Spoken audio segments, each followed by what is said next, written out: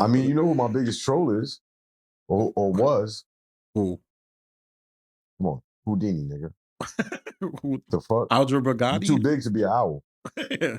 we want to call him Algebra Gotti? Yeah, there we go. All right, so we're gonna use a youth. Yeah, that's his AKA. That's his username. Oh, Algebra Gotti. So Algebra Gotti. Right. Algebra Yeah. Algebra Gotti. Yes. Yeah. So Algebra Gotti. How'd you start working with Algebra Gotti? Oh man. You said how I started working with him? Yeah, how'd you get to? I mean, I told the story mad times, bro. But you ain't tell it to me, man. I'm a nerd, man. A nerd. Listen, if you're a nerd, then you would know because I've told you. I would know what those guys asked you, but I'm better in my ways. I like your confidence, brother. Yeah. Now, because I'm a nerd. So you don't like talking about it, huh? Because you talking about it before. I'm kind of past it. Like I'm doing really, really great things now, and it's like I took a leap of faith in myself. I went and believed in myself, and I jumped and started my own podcast. What is it called? And the shit did well. Spin the Yard, right? But it's under my YouTube page, Champion Style TV. I went and took a leap of faith and started my own podcast, and the shit worked. The shit worked in my favor. I made a ton of money off of it, and I only had it in fucking motion for a year, right? To show people like, yo, I'm the guy that did this. I'm the guy that did that. If y'all don't believe me, okay, watch this.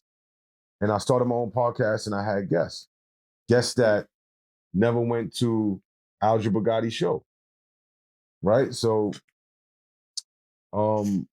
I want no smoke with Algebra Gotti, by the way. I just made that as a joke. I'm not making fun of Algebra. No, that is the new name for that person. I thought it was Algebra Gotti. I'm only trying to get Champ to talk about it. You don't want to say his name. So Algebra Gotti, what's up, boy? But the thing is, all right, so Champ, you tell me you don't want to talk about it, but you be talking about it recently.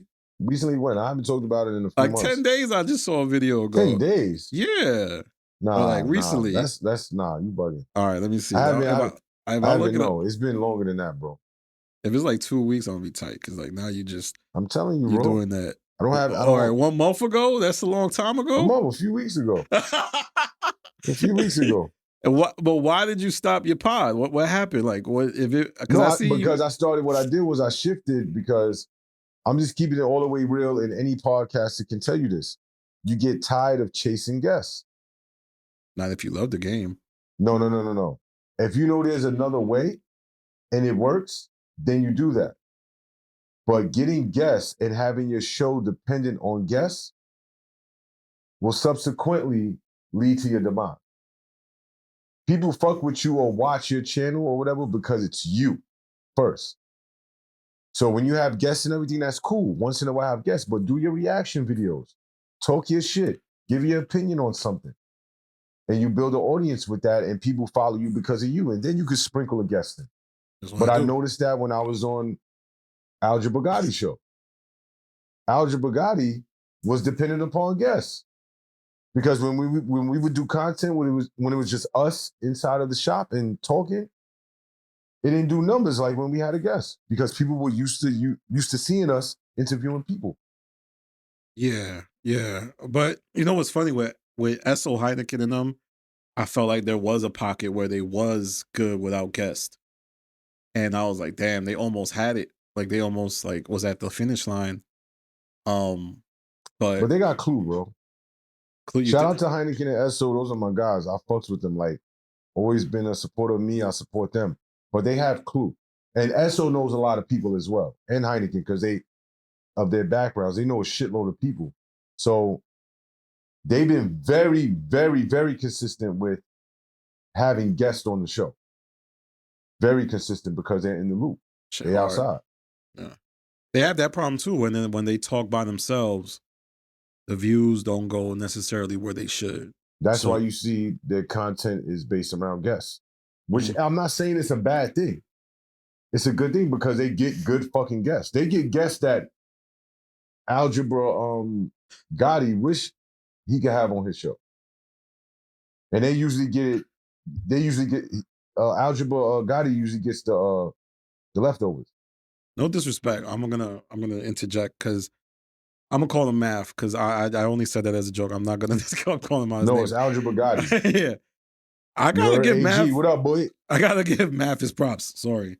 I think he's really good as far as his on mic persona. Like I think he's able to like that facial feature where you look at the camera. I think he gets it from his battle rap days. So I'll be honest. I would say this. I think of everybody that's in the My Expert Opinion universe, he's the top as far as entertaining on camera. Mm. So I want to give him his flowers because I feel like nobody does that. Everybody's just like he's a bad businessman, which may be true, but outside of Joe and like New York City landscape of podcasting, Mm. as an A mic, I think you can't do too bad when it comes to Math Hoffa. So, So yeah, I'm gonna agree with you on that. On that piece, that aspect, he is very, very good at what he does on camera.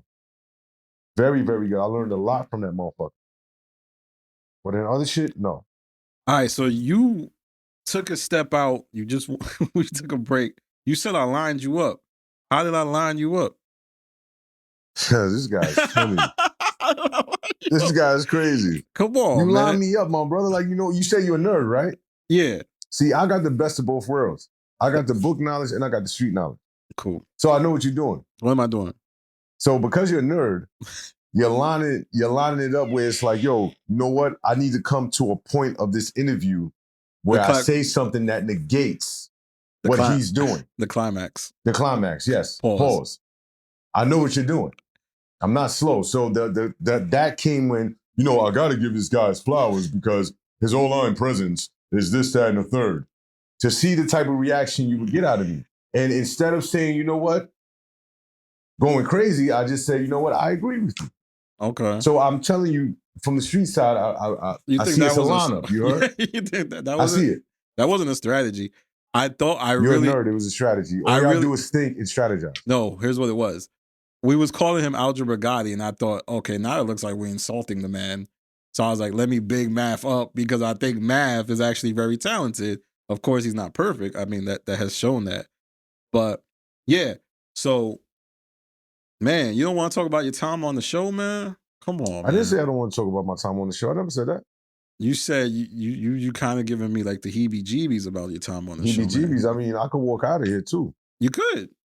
I could leave and just get in my car and just never come back too. Freedom. Yeah. You got it now. I'm fucking with you, my brother. I'm fucking with you. I've been here before. But I have, listen, on some real shit, just all jokes aside, like, we can talk about it because it's a part of my history. I'm a part of that history. You can't erase it. Regardless of what has happened, you can't erase it. So it's a part of my narrative, a part of the reason why I'm where I am now. So yeah, I'm open to talking about it, bro. I'm not gonna shoot you down. No, I feel like you weren't, but I mean, this is part. It's like it's reminding me of what's that movie with Pesci? The Goodfellas. We having like that type of banter. Oh yeah, when you're calling me a clown, you think I'm a clown? No, let me show you a clown, buddy. Get your shine box. Now, all right. So, all right, you get to one of the biggest podcasts at the time, especially in New York City. Yes. This was a podcast that they said, I'm not agreeing with it, but like on the streets or whatever, they were like, yo, this is right up there with the Joe Budden podcast. Mm-hmm. Because it was like, it felt like a different energy. It felt like Joe Budden was corporate and this was the new upstart. So you get there. Yeah, how did you get there? How did you, I think you said your friend was Math's friend and she made the introduction. Yeah, it's a wellness coach named Char Newell. Shout out to her. Amazing, beautiful woman. She connected us over the phone because she was his wellness coach. I knew her. And she put us on three-way. Me and him talked for like maybe 30 minutes. And then I actually met him in person at the Made in America Festival in Philly. I was in the Duce section. And he came in with like with everybody. He came in with Heineken, Esso, Sean Bigger, his girl. And I was like, oh shit, that's Math. So we had spoke on the phone, but we never seen each other. So when I seen him, I pulled up on him and I was like, yo, I'm Champ. We spoke the other day. He was like, oh shit, yo, what's up? And me and him sat to the side, was drinking, and we talked for like hours. Yeah. You know what I'm saying? The show was going on. We was just chopping it up. And then by the end of that conversation, he was like, "Yo, come by the shop on Tuesday."